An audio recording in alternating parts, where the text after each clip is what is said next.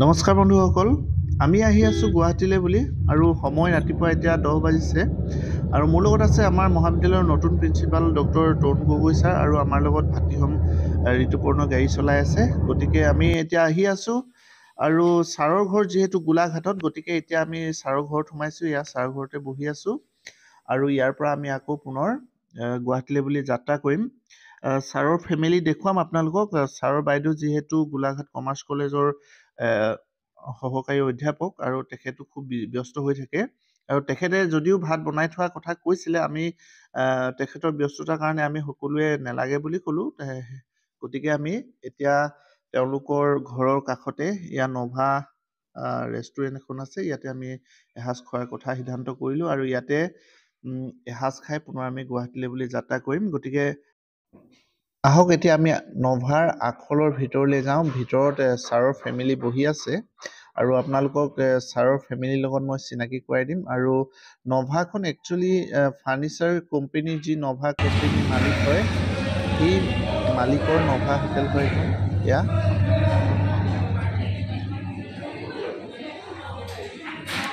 অলপ ভিৰ আছে ইয়াত, ছাৰ বহি আছে, বুকিং কৰি আছে। ইয়াৰ নভা আখলৰ অলপ দৃশ্য দেখুৱাইছোঁ।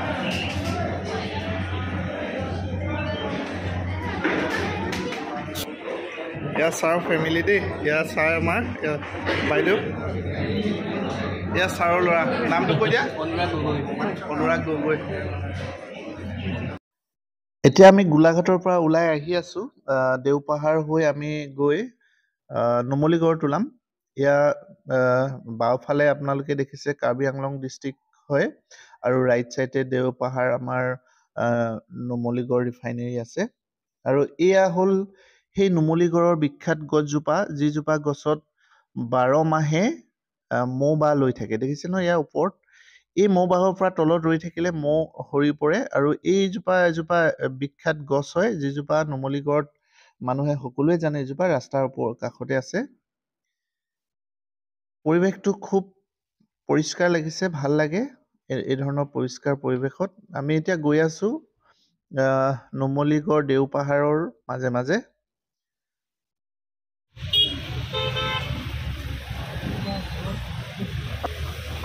নুমলীগড় তিনিআলি, এয়া নুমলীগড় তিনিআলি পাইছোঁ।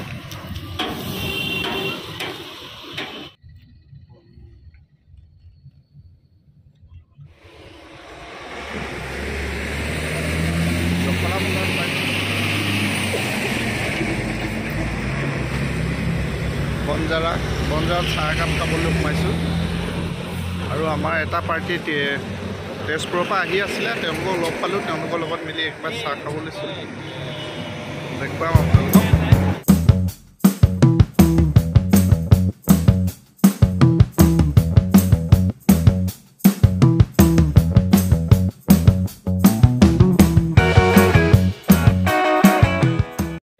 ৰাতিপুৱা হৈছে এতিয়া। আমি এইখন হোটেলত আছোঁ, হোটেল অম্বৰীশ, 3 ষ্টাৰ হোটেল হয়। আৰু এতিয়া শুই উঠি গা চা ধুই ফ্ৰেছ হৈ আহিছোঁ। তলত ফাষ্ট ফ্ল'ৰত ব্ৰেকফাষ্ট ৰেডি কৰিছে, আমি যাম তালৈ। আৰু আমাৰ প্ৰিন্সিপাল ছাৰ গা ধুই আছে, এতিয়া ওলোৱা নাই, ওলাই লওক। কেইবাটাও কাম লৈ আমি গুৱাহাটীলৈ আহিছোঁ আৰু ৰুচা অফিচত এখন মিটিং আছে 1:30 বজাত। গতিকে 1:30 বজাৰ আগত আমি যথেষ্টখিনি কৰিব লগা আমাৰ কাম আছে। আমি কৰ ভৱনত যাম, কৰ ভৱনৰ পৰা ছেক্ৰেটেৰিয়েট অফিচ যাম, যি অফিচ আছে তাত সোমাম আৰু DPI অফিচত যাম, ডাইৰেক্টৰ অফ হায়াৰ এডুকেশ্যন, তালৈ যাম। তাৰ পাছতে আমি আমাৰ 1:30 বজাত ৰুচা অফিচত আমাৰ মিটিং হ'ব। গতিকে কেইবাটাও কাম আছে, আজি খুব ব্যস্ত হ'ব লাগিব দিনটো। প্ৰথমতে এতিয়া আমি আপোনালোকক লৈ যাম, ক'ত ক'ত যাম আপোনালোকক দেখুৱাম আৰু কেনেকুৱা ধৰণৰ অফিচবিলাক আছে সেইবিলাকো দেখুৱাম, যাতে আপোনালোকৰ কেতিয়াবা আহিবলৈ সুবিধা হয়।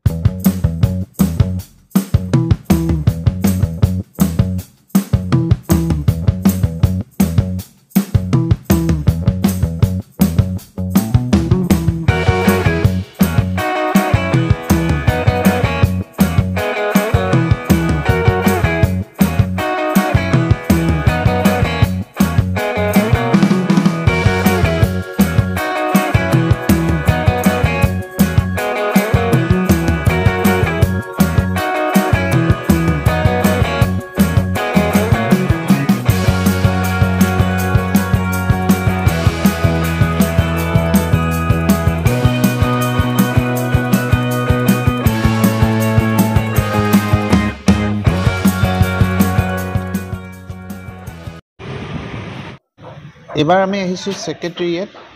ইয়াত প্ৰথম সোমাইছোঁ মই, কিন্তু আপোনালোকক দেখুৱাম সোমালে কি কি কৰিব লাগে। ইয়াত দেখিলে ইয়াত প্ৰথমে এটা পাছ উলিয়াই ল'ব লাগিব, আৰু ইয়াত চব বস্তু সোমাব নিদিয়ে, ইয়াত চেকিং হ'ব। গতিকে প্ৰথমে পাছটো পোৱাৰ পাছত পাছটো পাবলৈ এইদৰে লাইন পাতিব লাগিব দেই। প্ৰথমতে চেকিং হ'ব, চেকিঙৰ পাছত এইদৰে বেংকত লাইন পতাৰ দৰে পাছটো পাবলৈ লাইন পাতিব লাগিব। আৰু পাছখন পাবলৈ হ'লে আপুনি লগত আধাৰ কাৰ্ড নিব লাগিব, আধাৰ কাৰ্ড বাধ্যতামূলক। আৰু ইয়াত গাইডেঞ্চ দিয়া আছে, গাইডেঞ্চ ফৰ ভিজিটৰ্ছ, কি কি কৰিব লাগিব কি কি কৰিব নালাগিব ইয়াতে লিখা আছে, পঢ়ি ল'ব আপোনালোকে। মই ইয়াত দেখুৱাই দিছোঁ। ভিজিটৰ্ছ মাষ্ট প্ৰভাইড এ ফটো ID, দেখিছে ন, ফটো ID এটা লাগিবই। ঠিক আছে। এয়া আমি চব ল'লোঁ, পাছ ল'লোঁ, আৰু আমাৰ এতিয়া আমি সোমাইছোঁ ইয়াত। জনগণ মন অধিনায়ক আৰু অ মোৰ আপোনাৰ দেশ, ডাঙৰ ডাঙৰকৈ লিখা আছে। খুব সুন্দৰ পৰিষ্কাৰ পৰিৱেশ, ভাল লাগিছে। আহক আমি এতিয়া ভিতৰলৈ যাওঁ।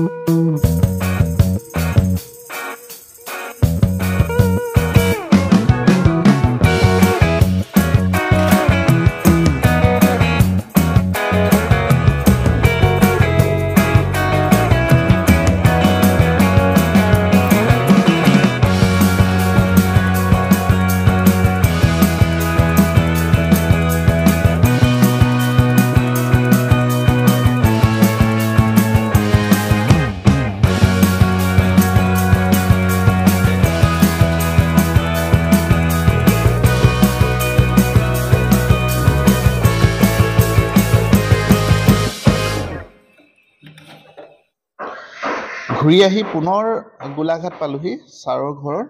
এতিয়া আপোনালোকক দেখুৱাম ছাৰৰ ঘৰটো কেনেকৈ, কি কোনফালে কি ৰুম আছে। এখন দুৱাৰ সন্মুখ ভাগ, কিমান ধুনীয়াকৈ সজাই থোৱা আছে। এয়া হ'ল ড্ৰয়িং ৰুম, আৰু এইফালে কিটচেন, আৰু ওপৰলৈ উঠা চিৰি ইয়াতে আছে। ডাইনিং হল আছে। 3 ষ্টৰিজ হয় ছাৰৰ ঘৰটো। 2টা ষ্টৰিজত তেওঁলোক থাকে। এয়া বাইদেউ আমাৰ কাৰণে চাহ ৰেডি কৰিছে। ইয়াত ডাইনিং ৰুম, এইফালে ওপৰলৈ যাব পাৰি। ডুপ্লেক্স ঘৰ হয়, তলৰ 2টা ফ্ল'ৰ, আৰু ওপৰ ফ্ল'ৰটো তেওঁলোকে ভাড়াত দিছে। এইফালে এয়া গেষ্ট ৰুম, তলতে আছে গেষ্ট ৰুম, আৰু তেওঁলোকৰ বেডৰুম আছে ওপৰত। গতিকে এতিয়া আহক আমি ওপৰলৈ যাওঁ, ওপৰত পৰিৱেশটো চাওঁ।